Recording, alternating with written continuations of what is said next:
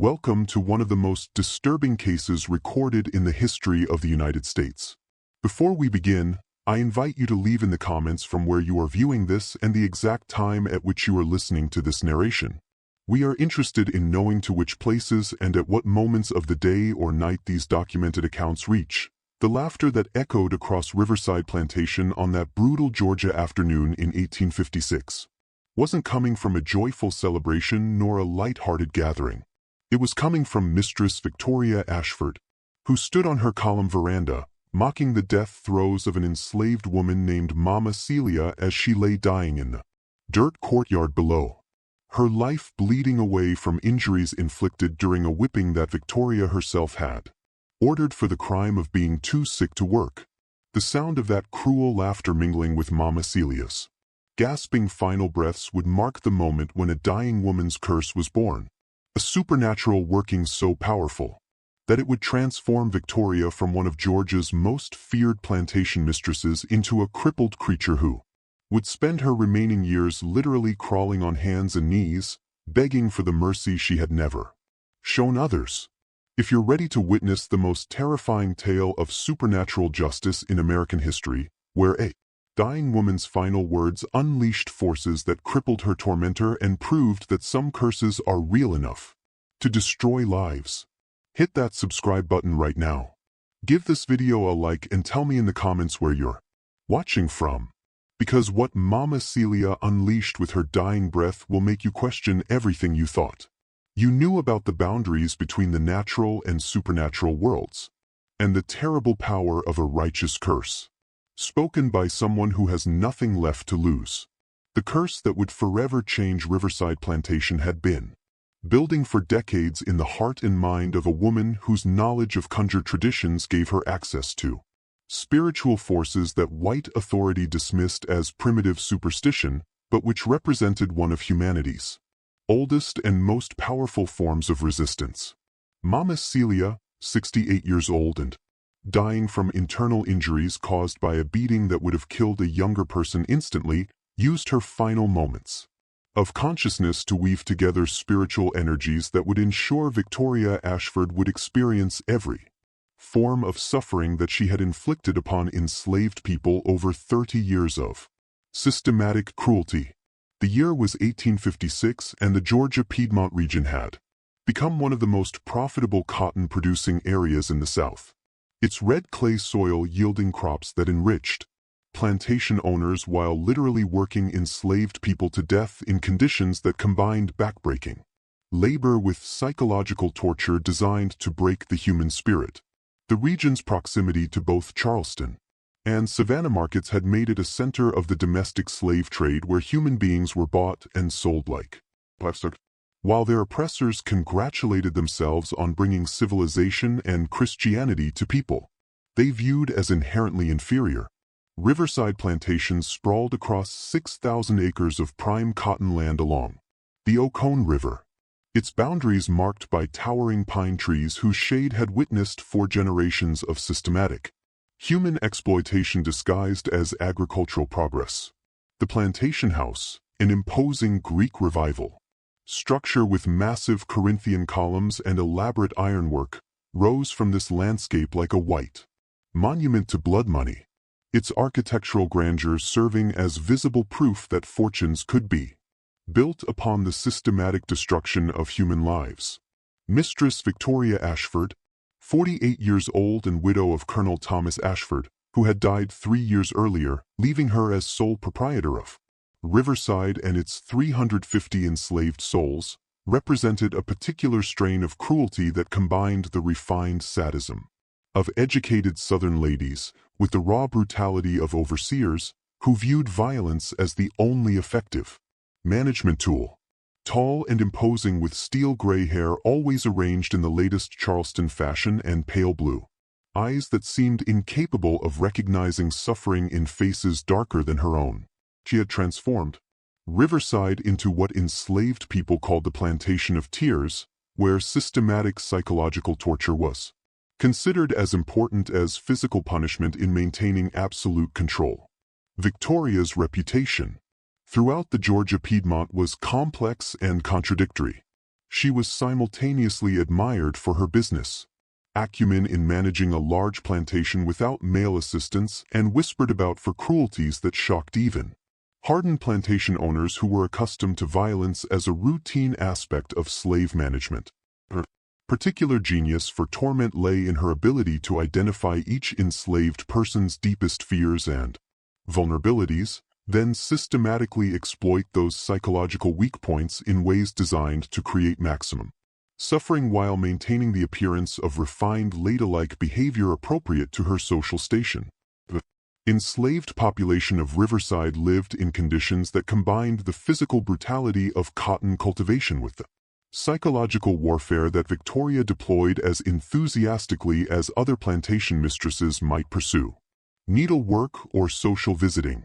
The slave quarters consisted of crude wooden structures that lacked adequate space, ventilation or sanitation, breeding grounds for the diseases that killed 1 in 3 enslaved children before their FTH birthday and left survivors with chronic health problems that would plague them for their abbreviated lives.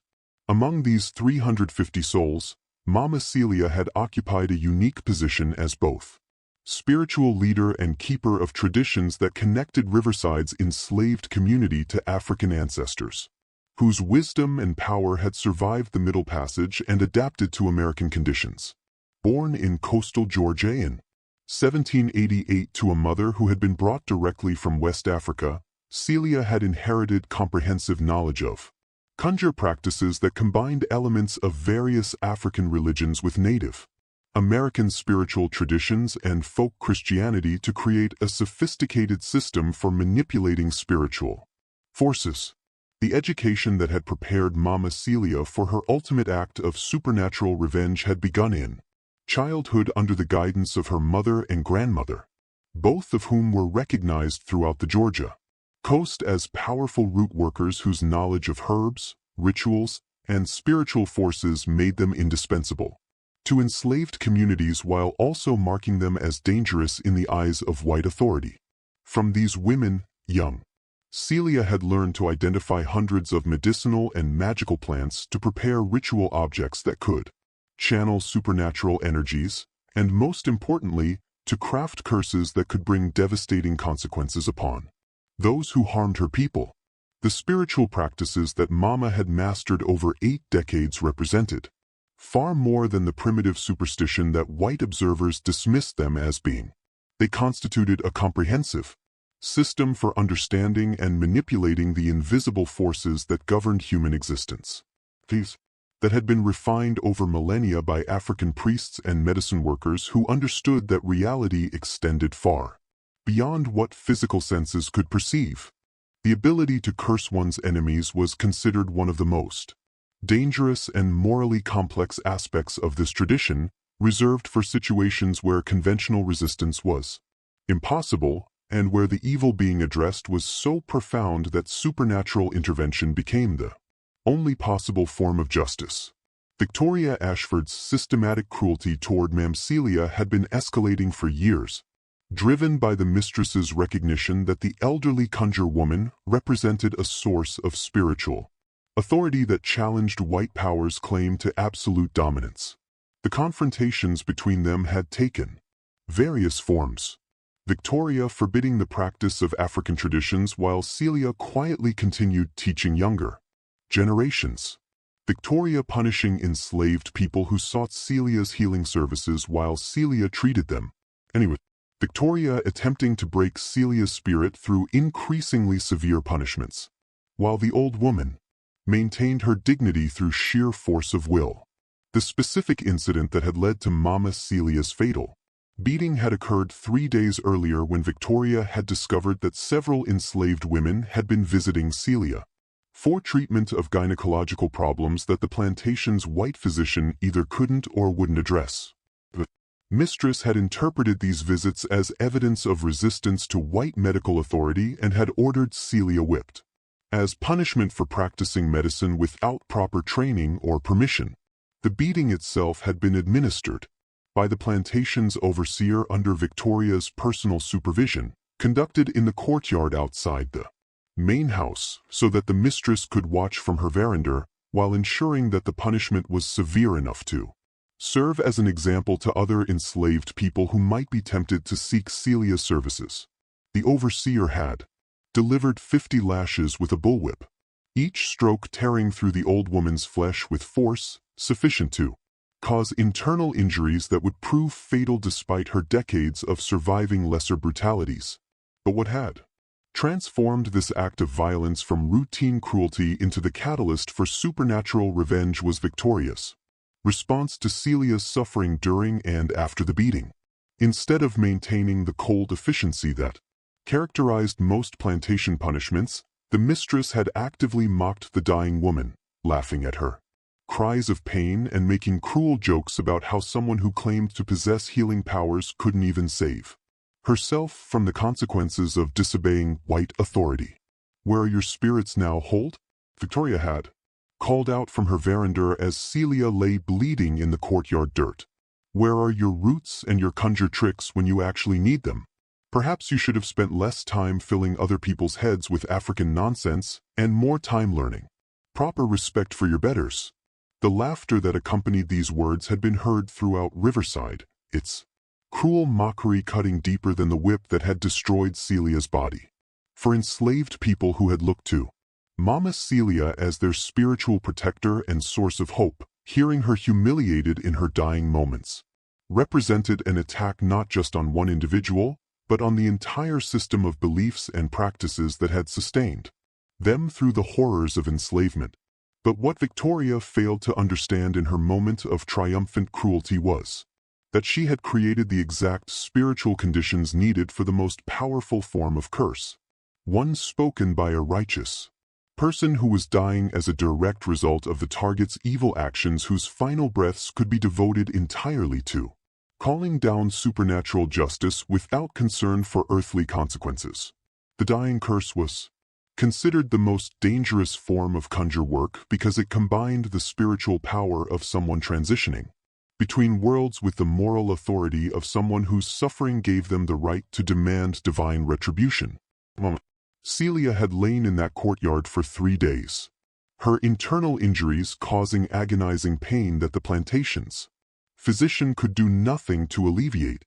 Victoria had forbidden anyone from providing Celia with meaningful medical care or even basic comfort, insisting that the dying woman be left where she had fallen as an object lesson about the consequences of challenging white authority.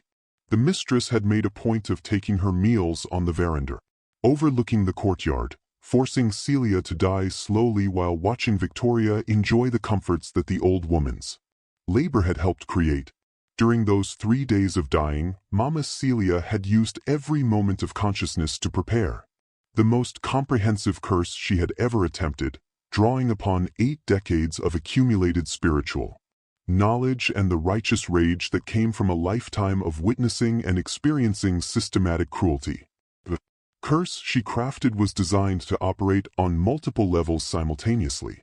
It would destroy Victoria's body in ways that mirrored the suffering that the mistress had inflicted upon others. It would strip away her social status and dignity by reducing her to helpless dependence on enslaved people. And it would ensure that her torment would be witnessed by the same community that had watched Mama Celia's humiliation. The spiritual architecture of the curse involved calling upon multiple sources of supernatural power.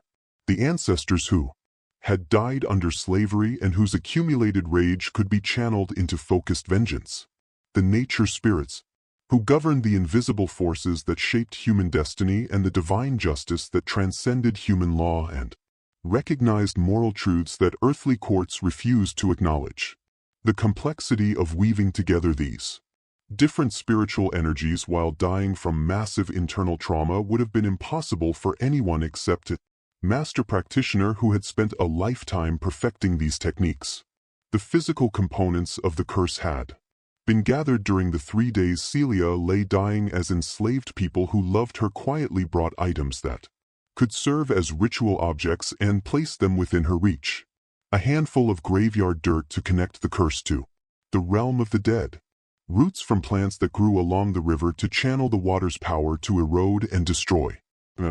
clippings and hair from Victoria herself that had been collected over months by house slaves who understood they might someday be needed for spiritual work, and most importantly Celia's own blood that had pulled beneath her broken body and which could serve as the ultimate sacrifice to fuel supernatural forces. The enslaved community had gathered in secret during the nights while Celia lay dying, conducting prayer vigils that served dual purposes. They appeared to white observers as simple Christian services for a dying woman, that actually involved the accumulation of spiritual energy that Celia would channel into her curse. Prayers, the laying on of hands, all contributed to building the supernatural power that would be released in the moment of Celia's death. The final afternoon of Mama Celia's life began with Victoria emerging onto her veranda for her midday meal, positioning herself where she could watch the dying woman while enjoying the elaborate food that enslaved cooks had prepared. The mistress had invited several neighboring plantation ladies to join her for lunch, apparently viewing Celia's suffering as entertainment appropriate for a social gathering. The white women had sat in the shade, sipping lemonade, and discussing the latest Charleston fashions, while occasionally glancing at the dying black woman in the courtyard below, with the same casual interest they might show toward any unpleasant but necessary aspect of plantation management. "She's still breathing," one of the visitors had observed with mild surprise. "I would have thought 3 days without food or water would have finished her by now.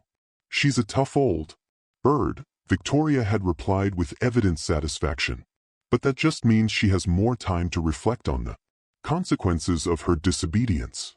Every hour she spends dying in that courtyard is an hour that my other slaves are learning what happens to those who think they can practice their heathen religions on my property." The curse that Mama Celia had been preparing during those 3 days of agony reached its completion as the afternoon sun began its descent toward the Georgia horizon. The old woman's eyes, which had been closed for hours, suddenly opened with a clarity and intensity that seemed impossible for someone so close to death.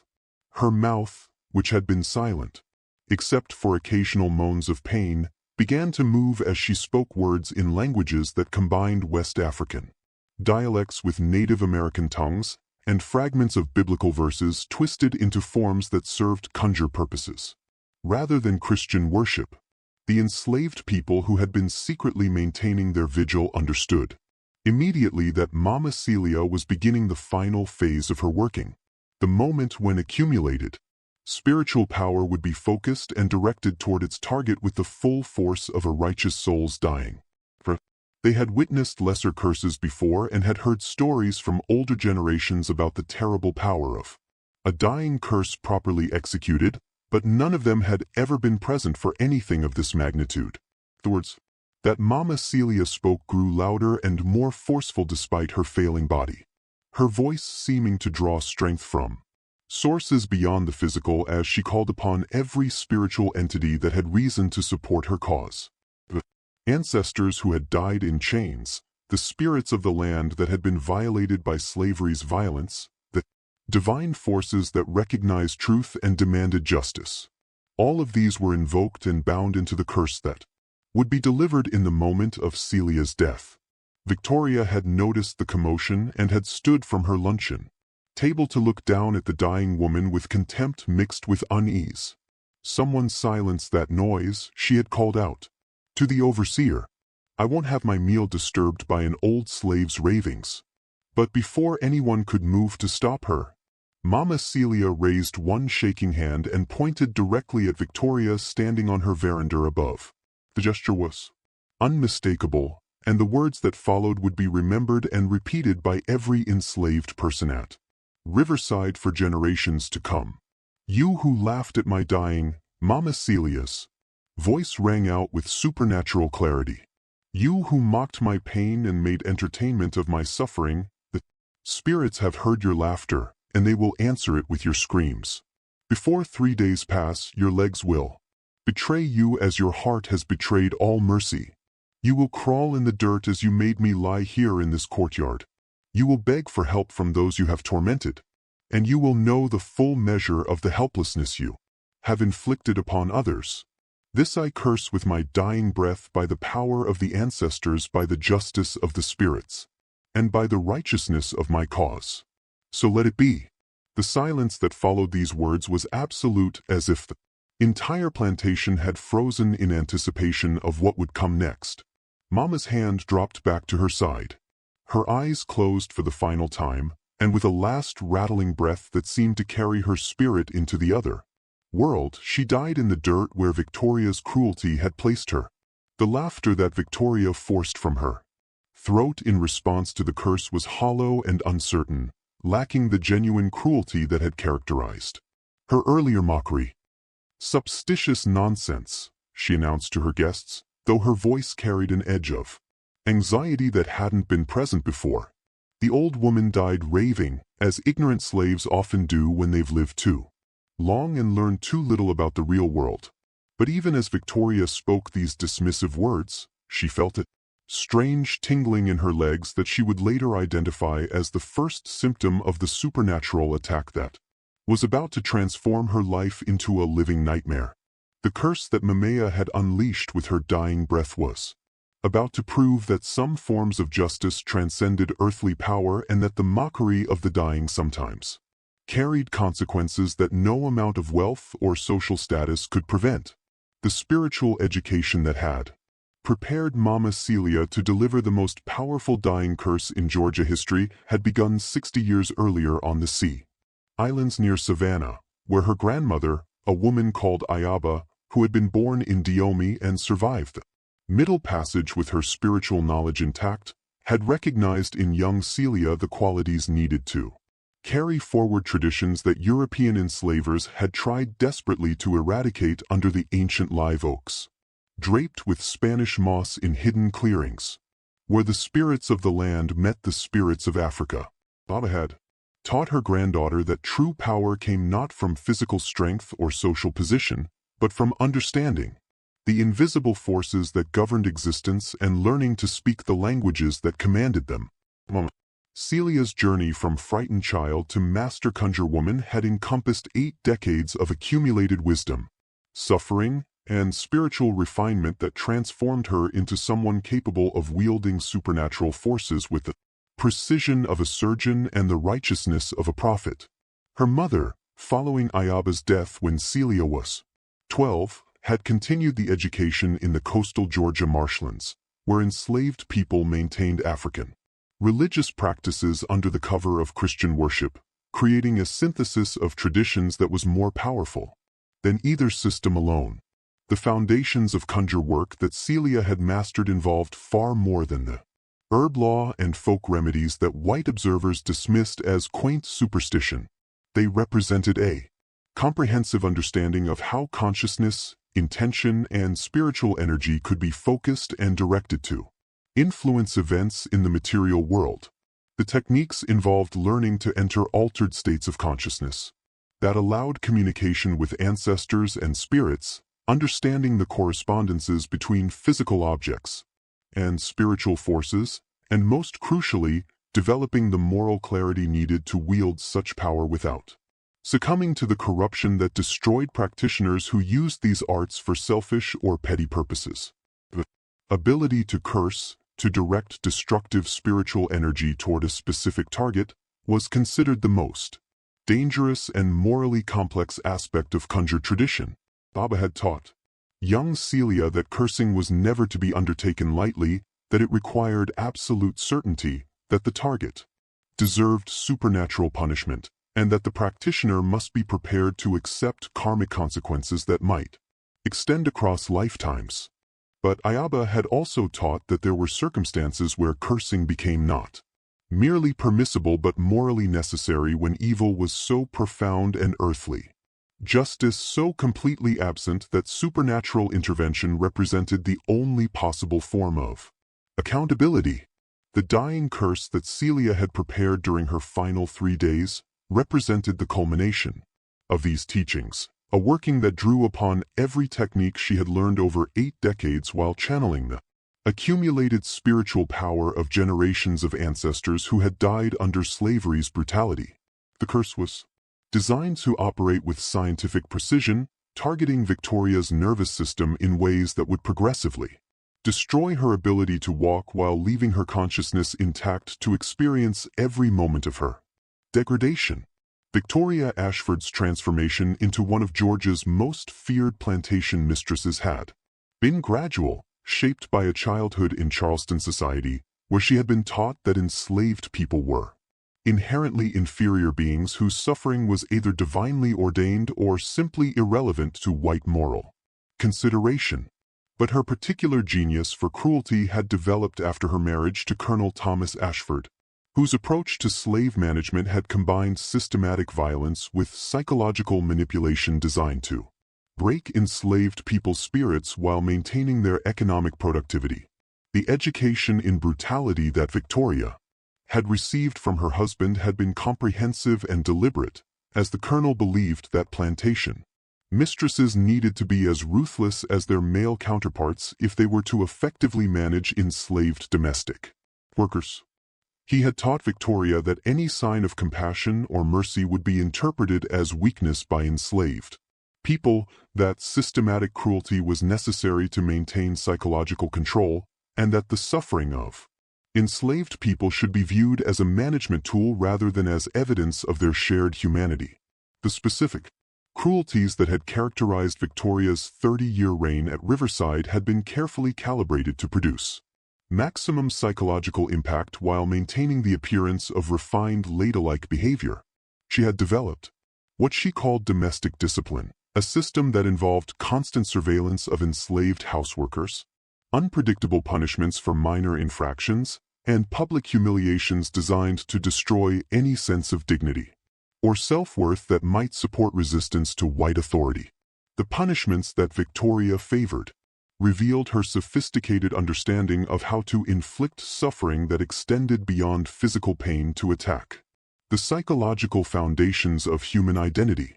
Forced separations of mothers from children, not because of economic necessity, but as punishment for perceived disobedience.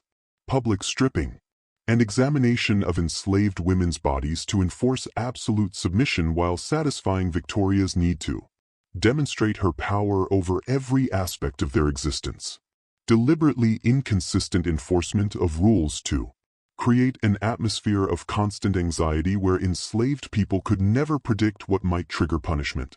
But Victoria's most characteristic form of cruelty involved the mockery and humiliation of enslaved people who were sick, injured, or dying, treating human suffering as entertainment rather than as tragedy. She had developed a reputation throughout the Georgia Piedmont for her cruel wit at the expense of enslaved people who were vulnerable, making jokes about their pain that delighted other plantation mistresses, while horrifying even hardened overseers, who understood that such behaviors served no practical purpose beyond the satisfaction of Victoria's sadistic impulses.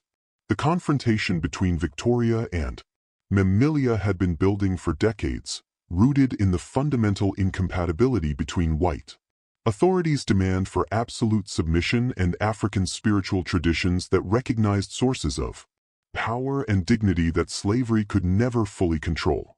Victoria had understood from early in her time at Riverside that Celia represented a threat to the psychological foundations of her control system that the old Conjure Woman provided enslaved people with hope and spiritual resources that challenged the narrative of white supremacy and black helplessness. The campaign that Victoria had waged against Celia over the years had taken various forms, each designed to undermine the Conjure Woman's authority while demonstrating white power's ability to interfere with African spiritual practices, forbidding the possession of ritual objects, and conducting periodic searches of slave quarters to confiscate herbs, roots, and charms, punishing enslaved people who sought Celia's healing services or spiritual guidance, attempting to force Celia to publicly renounce her practices and convert to Christianity as defined by white ministers who preached slave obedience as divine commandment. But each of Victoria's attacks had been met with quiet resistance from Celia, who continued practicing her arts in secret, while teaching younger generations that African traditions represented wisdom and power that predated European colonization, and would survive slavery's eventual collapse. The Conjure Woman's refusal to be broken had infuriated Victoria in ways that routine disobedience never did, because it challenged the Mistress's fundamental belief in white authority's capacity to control every aspect of enslaved people's lives, including their spiritual beliefs and practices. The specific incident that had led to Celia's fatal beating, Victoria's discovery that enslaved women were seeking treatment for gynecological problems from the Conjure Woman rather than from the plantation's white physician, had represented the final straw in a conflict that had been escalating for years. The Mistress had interpreted these medical visits as evidence of organized resistance to white authority, proof that Celia's influence was undermining the submission that Victoria believed was essential to maintaining control over Riverside's enslaved population. The decision to have Celia whipped to death had been made with full awareness of what the consequences would be, as Victoria understood that the elderly woman's body couldn't survive the kind of severe punishment that the Mistress intended to administer. The fatal beating had been designed not merely to punish Celia, but to destroy the hope that her spiritual leadership had provided to Riverside's enslaved community, to demonstrate that African traditions and their practitioners were powerless against white violence backed by legal authority. But what Victoria had failed to understand was that she had created the exact conditions needed for the most powerful form of conjure work, a dying curse spoken by a righteous practitioner whose suffering gave her the moral authority to call down supernatural justice without concern for earthly consequences. The 3 days that Celia had lain dying in the courtyard while Victoria mocked her suffering had provided time for the Conjure Woman to prepare a working that would prove more devastating than anything her tormentor could have imagined. The first manifestation of Mama Celia's curse occurred within hours of her death. As Victoria experienced a strange tingling sensation in her legs that she initially dismissed as a consequence of standing too long on the veranda watching the dying woman. But the sensation didn't fade as expected. Instead, it intensified into a burning feeling that seemed to travel along her nerves from her feet upward toward her hips, accompanied by occasional muscle spasms that caused her legs to jerk involuntarily. By evening of the first day after Celia's death, Victoria had developed a noticeable limp that she attributed to having twisted her ankle, though she couldn't remember any specific incident that might have caused such an injury. The limp grew progressively worse over the course of the night, forcing her to use furniture for support as she moved through Riverside's main house. Her usually imperious gait reduced to a shuffling hobble that drew concerned looks from house slaves who remembered Celia's curse and understood what they were witnessing. The second day brought more severe symptoms, as Victoria discovered upon waking that her legs had become so weak she could barely stand without assistance.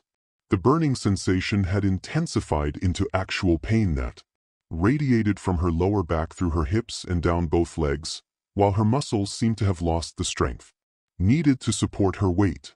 The plantation's physician, summoned urgently from his home 10 miles distant, could find no obvious cause for the sudden onset of what appeared to be some form of paralysis or severe neurological dysfunction. Dr. Edmund Cartwright, a skilled practitioner who had treated hundreds of cases during his 30 years of medical practice, was baffled by Victoria's symptoms, which didn't conform to any disease pattern he recognized.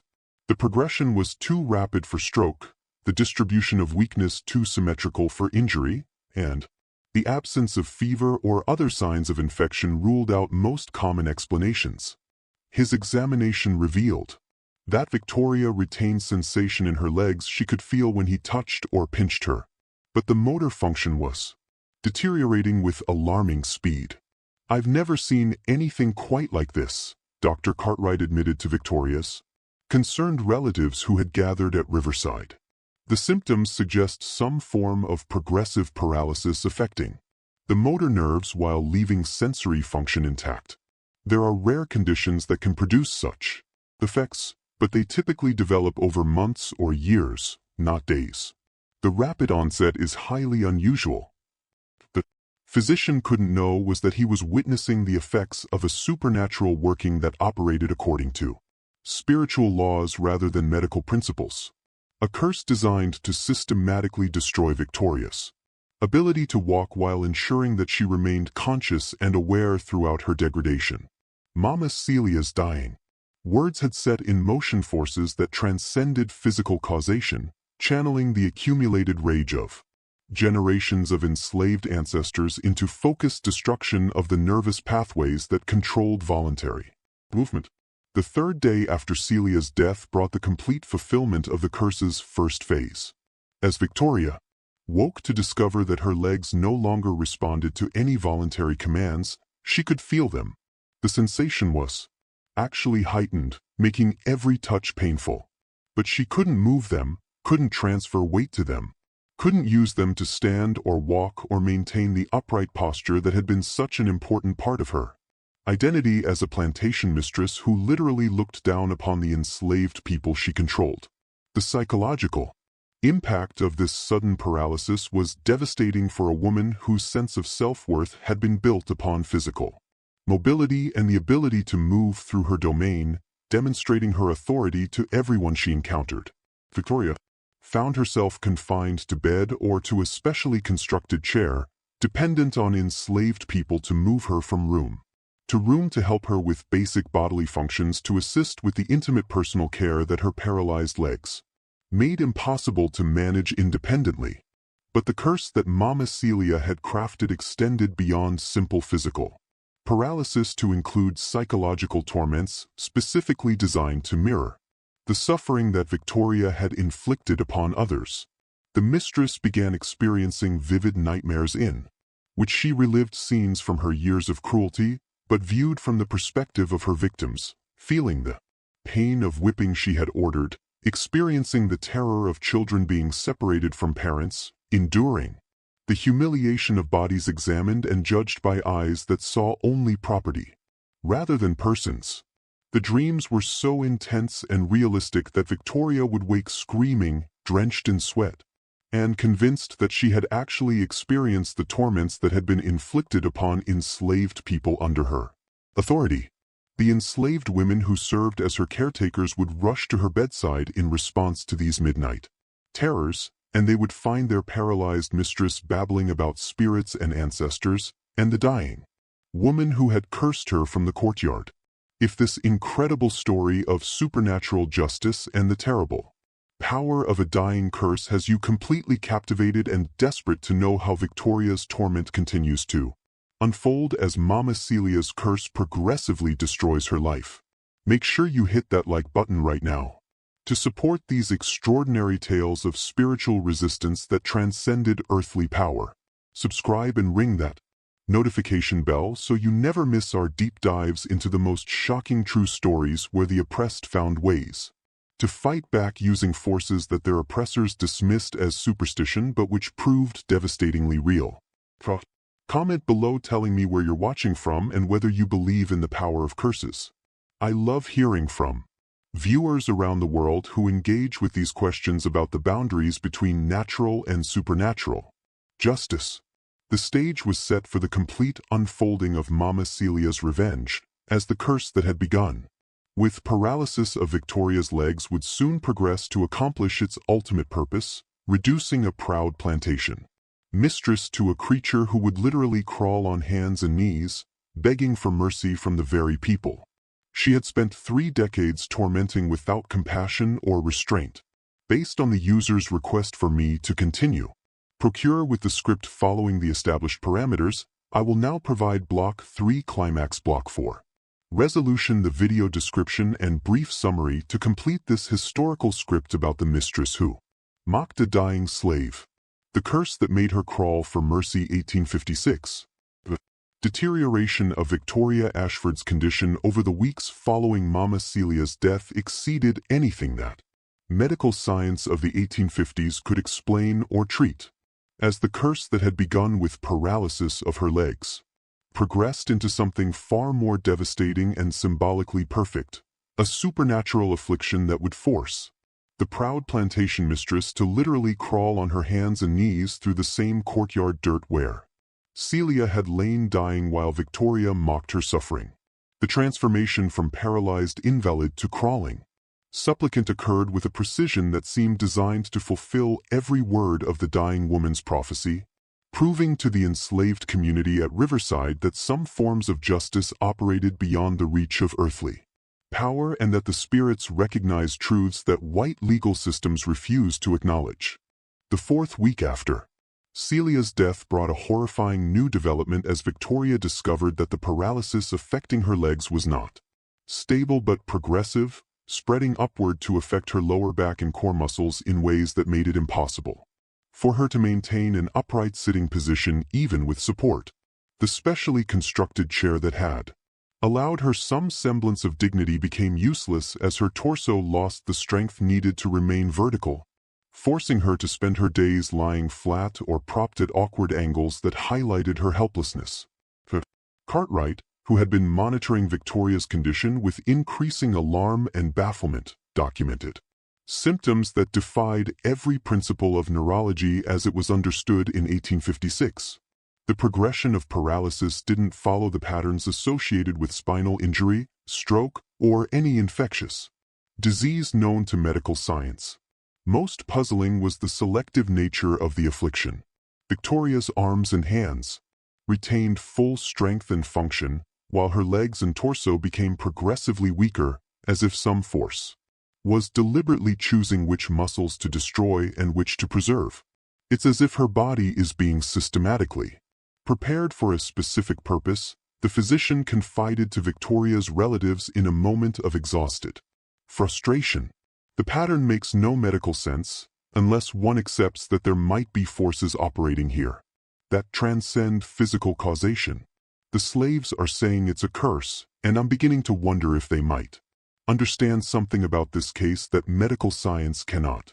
The suggestion that supernatural forces might be responsible for Victoria's condition was met with angry denial from her relatives, who insisted that accepting such explanations would validate the primitive superstitions that plantation society had spent generations trying to suppress. But privately, even the most skeptical observers were beginning to acknowledge that Victoria's affliction bore an uncanny resemblance to the curse that Mama Celia had pronounced with her dying. Legs that betrayed her, reduction to helpless dependence, and a fate that would force her to crawl in the dirt. The climactic moment that would fulfill the curse's most devastating prophecy occurred 6 weeks after Celia's death, when Victoria experienced a compulsion so powerful and inexplicable that it overwhelmed her rational mind and forced her to act against every instinct of self-preservation and dignity.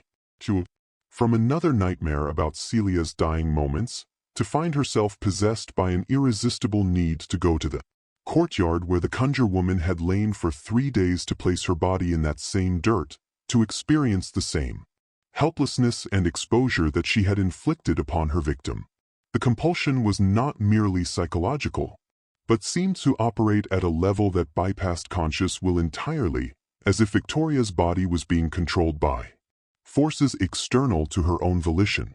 Despite her paralyzed legs and weakened torso, despite the darkness of the pre-dawn hours, despite the degradation that such an act would represent, she found herself using her still functioning arms to drag her body from her bed and across the floor of her bedroom toward the door that led to the veranda overlooking the courtyard.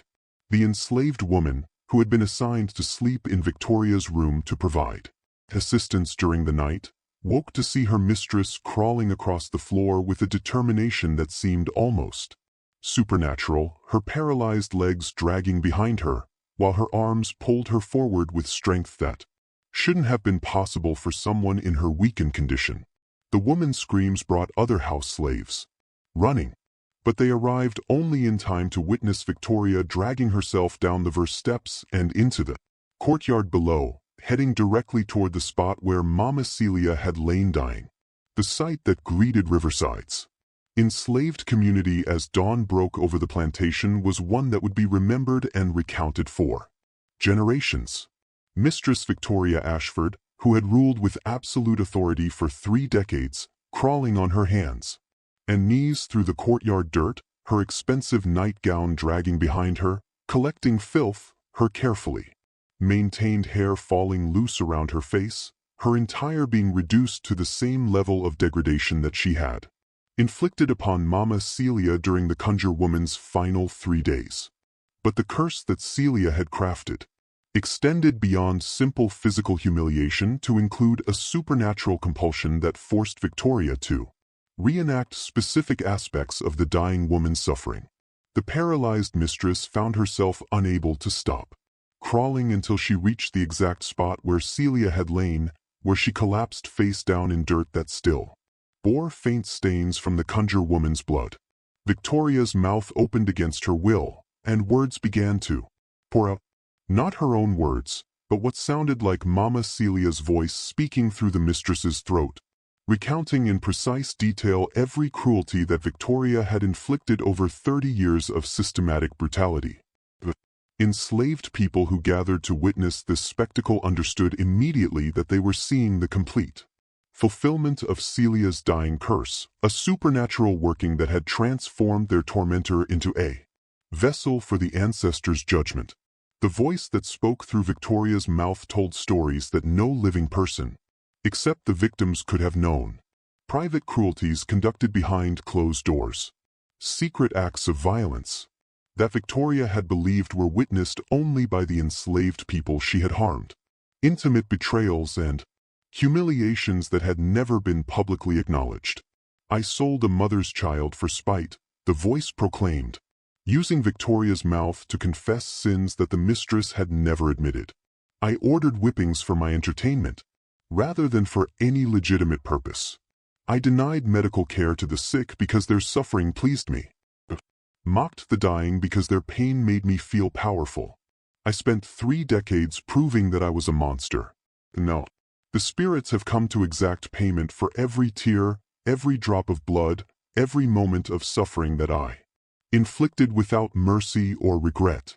The psychological destruction that Victoria experienced during this forced confession exceeded any physical torture that human ingenuity could have devised. She was conscious throughout the ordeal, aware of every word that her mouth spoke without her volition, understanding that she was being used as an instrument to reveal truths that would destroy whatever remained of her reputation and authority.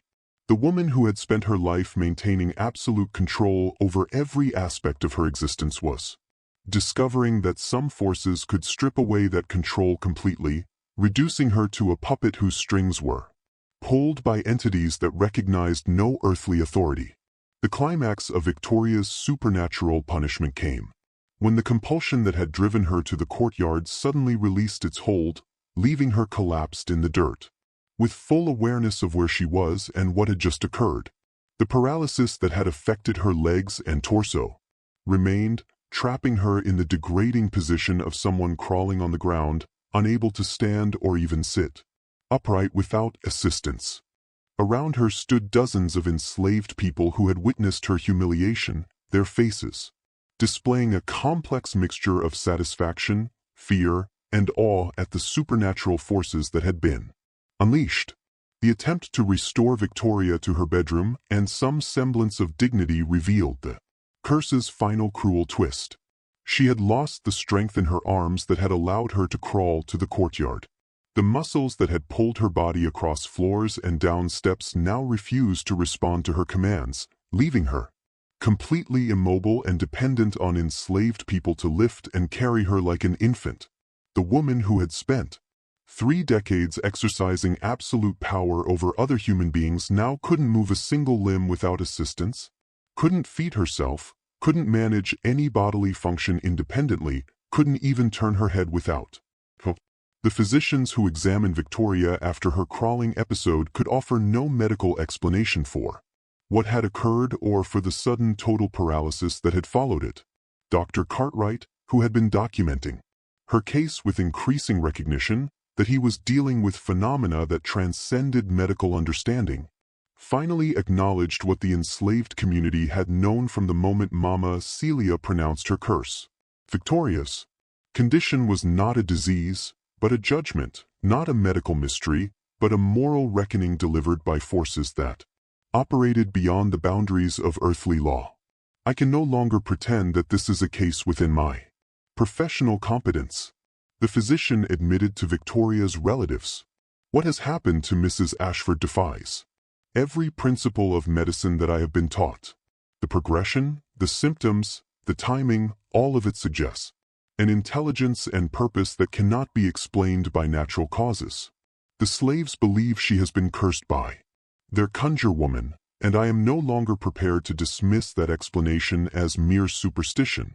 The social consequences of Victoria's condition and her forced public confessions spread throughout the Georgia Piedmont like wildfire as neighboring plantation owners heard the story and began to view their own enslaved populations with new weariness and fear.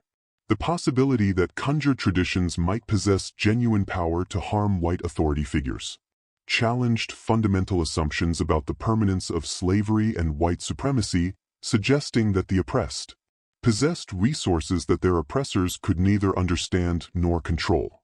The enslaved community at Riverside experienced a collective transformation in the wake of Victoria's crawling humiliation.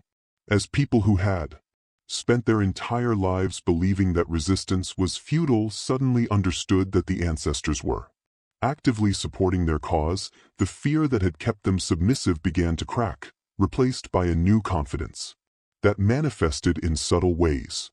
Enslaved people who had never made eye contact with white authority now looked directly at overseers. Work songs that had been mournful took on notes of triumph, and the general atmosphere of the plantation shifted from oppressive terror to something more complex that included elements of hope and empowerment. But perhaps the most devastating aspect of Victoria's punishment was the knowledge that would haunt her for the rest of her life. That Mama Celia's curse had not killed her, but had instead sentenced her to years of living with the consequences of her cruelty. Death would have been mercy. What Victoria received instead was a prolonged existence during which she would experience firsthand the helplessness and degradation that she had inflicted upon others, dependent on enslaved people for every basic need, unable to escape their presence or their memories of what she had done to deserve this fate. The woman who had mocked a dying slave suffering now lay completely paralyzed in the same courtyard dirt where her victim had perished, begging for mercy from the very people she had tormented without compassion, proving that Mama Celia's dying words had possessed a power that transcended death itself, and that some curses were real enough to transform the lives of those who dismissed them as primitive superstition.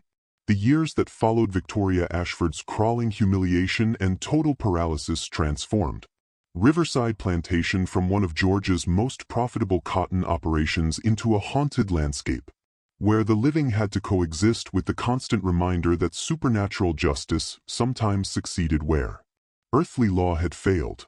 The mistress who had ruled with absolute cruelty for 3 decades now existed in a state of complete helplessness that would last until her death 17 years later.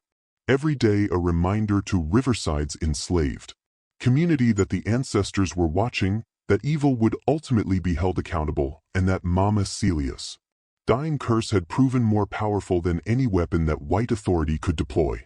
Victoria's condition after the curse reached its full manifestation was one of total physical dependence combined with complete mental awareness, a combination that created suffering far more profound than simple death would have provided.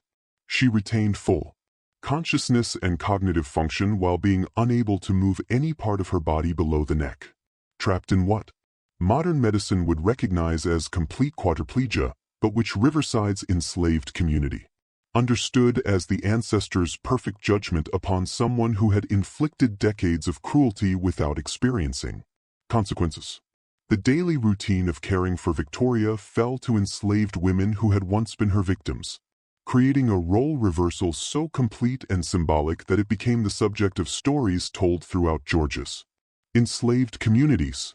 The woman who had controlled every aspect of their lives now couldn't eat, bathe, dress, or manage bodily functions without their assistance. The mistress who had mocked the dying and humiliated the vulnerable now lay helpless, while the people she had tormented decided when she would be fed, how carefully she would be cleaned, and whether her requests for comfort would be honored or ignored. But the enslaved women who served as victorious caretakers did not respond to their new power with the same cruelty that had characterized their mistress's behavior when positions were reversed. Instead, they provided competent, if impersonal, care, treating Victoria with the basic dignity that she had never extended to them, while making clear through subtle ways that they remembered every act of cruelty and understood that her current condition represented divine justice, rather than unfortunate illness. Sarah, a 45-year-old woman who had been one of Mama Celia's closest spiritual students, emerged as Victoria's primary caretaker and the person responsible for ensuring that the paralyzed mistress received adequate care to keep her alive. The irony was not lost on anyone at Riverside that Sarah had been among those who had sought Celia's healing services for gynecological problems, the very act that had triggered Victoria's decision to have the conjure woman whipped to death. "I take care of her because Mama Celia would have wanted it," Sarah explained to younger enslaved people who questioned why they should show any kindness to someone who had shown them none. The curse wasn't about becoming like her. It was about proving that we're better than her. We show her mercy not because she deserves it, but because that's who we are. Every day that we treat her with basic human decency is another day that proves slavery didn't destroy our humanity the way it destroyed hers. The broader impact of Victoria's condition on Riverside's operations was immediate and profound, as the plantation's management structure collapsed without the mistress's iron-fisted control. Her relatives attempted to take over operations, but they lacked both Victoria's force of personality and her detailed knowledge of the plantation's complex systems.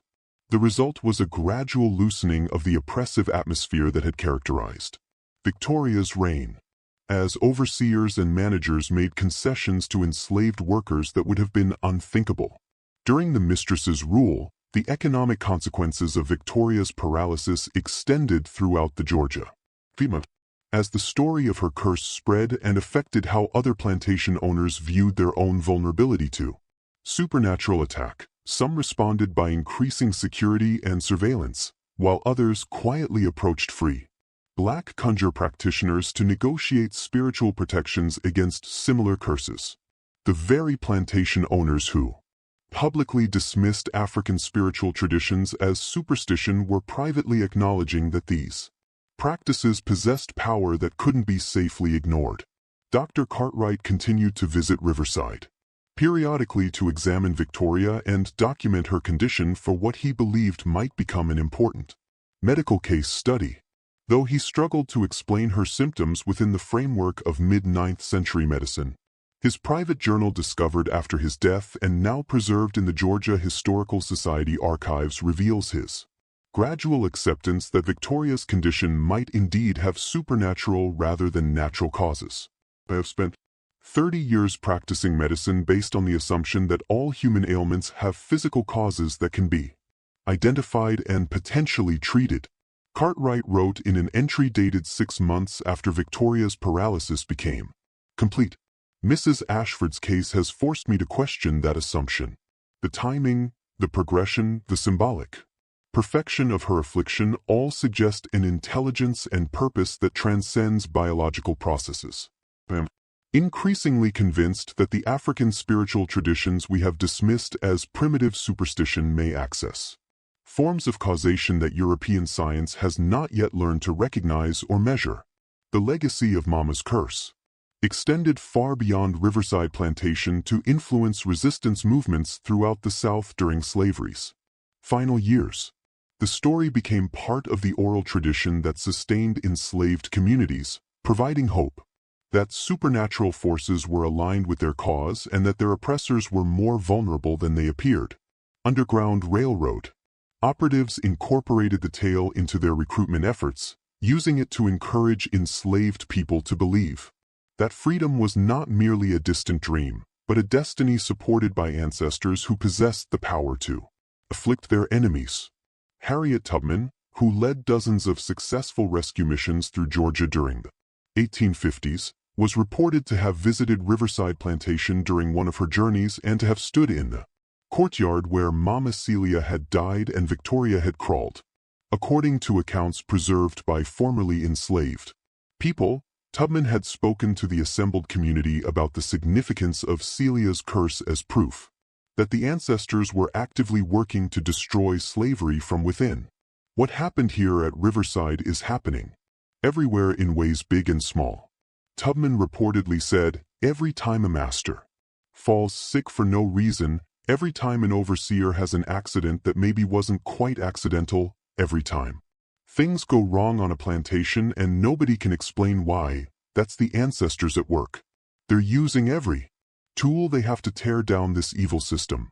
And Mamilia's curse is just one example of the power that's being unleashed against slavery.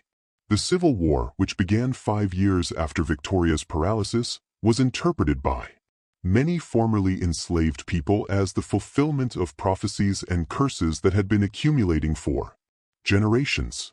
The Confederate defeat was seen not merely as a military outcome, but as a spiritual reckoning, proof that the ancestors had finally succeeded in destroying the system that had caused so much suffering. Victoria lived to see slavery's legal end in 1865, experiencing the bitter irony of watching her former property become free citizens, while she remained trapped in the paralyzed body that Mama Celia's curse had created. Victoria Ashford died in 1873 at age 65, having spent 17 years completely paralyzed and dependent on the care of people she had once owned. Her death was attributed to complications from her long-term immobility, but the enslaved and formerly enslaved community understood that she had lived exactly as long as the curse required, long enough to fully experience the consequences of her cruelty, long enough to understand that supernatural justice sometimes succeeded where earthly law had failed. The funeral that marked Victoria's passing was sparsely attended by white society, as her years of paralysis and the circumstances that had caused it had made her a figure of discomfort and unease rather than sympathy. But the black community turned out in large numbers, not to mourn Victoria, but to pay respects to Mam Celia's memory and to celebrate the power of a dying woman's curse, to bring accountability to someone who had seemed beyond the reach of justice. Sarah, who had cared for Victoria throughout her 17 years of paralysis, spoke at a remembrance service held in the slave quarters the night after Victoria's burial. Mamea taught us that the spirits see everything, that nothing is hidden from the ancestors, and that evil will ultimately be held accountable even when it looks like the wicked are prospering. Sarah said to the assembled community, Mistress Victoria spent 17 years learning that lesson, and we spent 17 years being her teachers. That was Mama Celia's gift to us. Not just revenge against one cruel woman, but proof that we possess power that slavery could never take away. The site where Mam Celia had lain dying and where Victoria had been forced to crawl became a place of pilgrimage for formerly enslaved people and their descendants who came to honor the conjure woman, whose dying curse had proven that supernatural justice could succeed where earthly law had failed. Quartered was eventually converted into a memorial garden where Celia's grave was marked with a stone bearing the inscription, Mamea 17881185 healer, teacher, and warrior whose dying words prove that some curses are real.